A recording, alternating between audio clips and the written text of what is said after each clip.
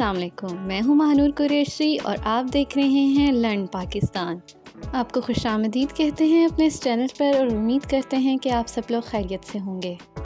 آج کے اس ولاگ میں ہم بات کریں گے پاکستان میں موجود کچھ پہاڑوں اور پہاڑی سلسلوں کی، تو جڑے رہیے ہمارے ساتھ اینڈ تک۔ تو بغیر ٹائم ضائع کیے ہم آج کا اپنا یہ ولاگ سٹارٹ کرتے ہیں۔ دوستوں، اللہ تعالیٰ نے پاکستان کو بے شمار نعمتوں سے نوازا ہے، جن میں جنگلات، معدنیات، خوبصورت وادیاں وغیرہ شامل ہیں۔ اس کے علاوہ پہاڑوں جیسی خوبصورت نعمت بھی اللہ تعالیٰ نے پاکستان کو دی۔ اور اگر بات کریں ان پہاڑوں کی منفردیت اور اہمیت کی، تو پاکستان میں موجود کیٹو، ناگا پربت، راکھا پوشی وغیرہ جیسے پہاڑ جو دنیا بھر کے سیاحوں کو اپنی طرف متوجہ کرتے ہیں اور مشہور کوہ پیماؤں کی توجہ کا مرکز بنتے ہیں۔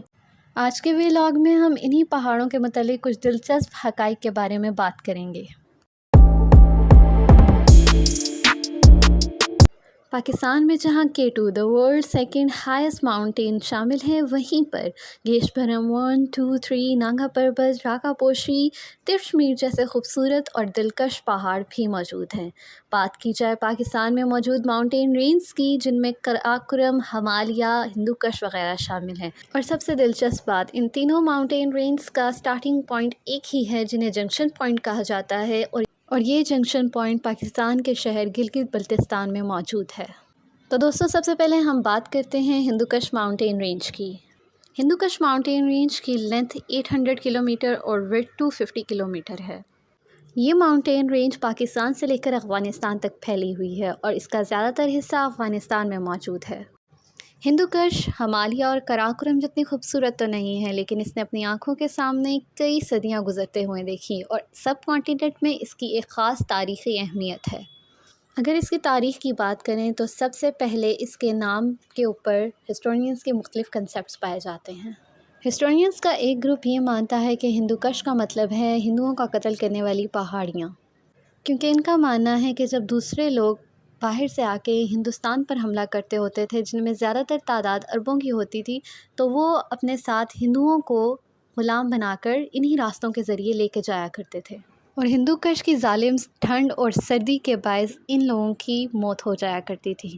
تو ہسٹورینز کا یہ ماننا ہے کہ ہندوکش کا مطلب ہے ہندوؤں کا قتل کرنے والی پہاڑیاں، کیونکہ اکثر ہندو ان راستوں پر مر جایا کرتے تھے۔ ہسٹورین کا دوسرا گروپ یہ مانتا ہے کہ ہندوکش کا نام ہندوکش نہیں تھا، بلکہ ہندوکیش تھا، جس کا مطلب ہے ہند کی پہاڑیاں، اور یہ نام وقت کے ساتھ ساتھ بگڑ کر ہندوکش بن چکا ہے۔ ہسٹورین کا تیسرا گروپ یہ مانتا ہے کہ ہندوکش کا نام ہندوکش نہیں تھا، بلکہ کوہ ہند تھا، یعنی ہند کی پہاڑیاں۔ کو عربی زبان کا لفظ ہے جس کا مطلب ہے پہاڑیاں۔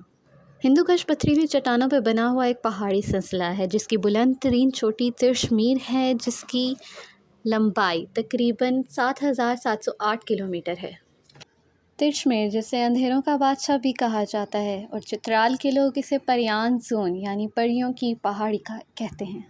اب کچھ بات کرتے ہیں کیٹو کی۔ کیٹو ماؤنٹ ایوریسٹ کے بعد دنیا کی دوسری بلند ترین چوٹی ہے۔ کیٹو ہمیشہ ہی سیاحوں اور کوہ پیماؤں کی توجہ کا مرکز رہی ہے۔ اب کچھ بات کرتے ہیں کیٹو کے ہڈن فیکٹس کے بارے میں۔ کیٹو پر ابھی ڈیتھ ریٹ 26.4% ہے، اور اگر اسے کمپیئر کریں ماؤنٹ ایوریسٹ سے تو اس کا ڈیتھ ریٹ 3% ہے۔ یاد رہے، ماؤنٹ ایوریسٹ دنیا کی بلند ترین چوٹی ہے اور کیٹو دنیا کی دوسری بلند ترین چوٹی ہے۔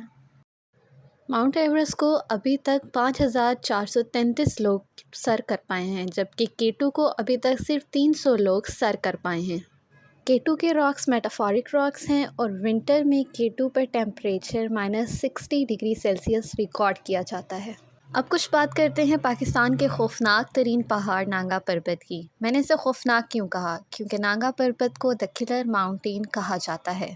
دنیا کی تاریخ میں یہ دی کلر ماؤنٹین کے نام سے مشہور ہے۔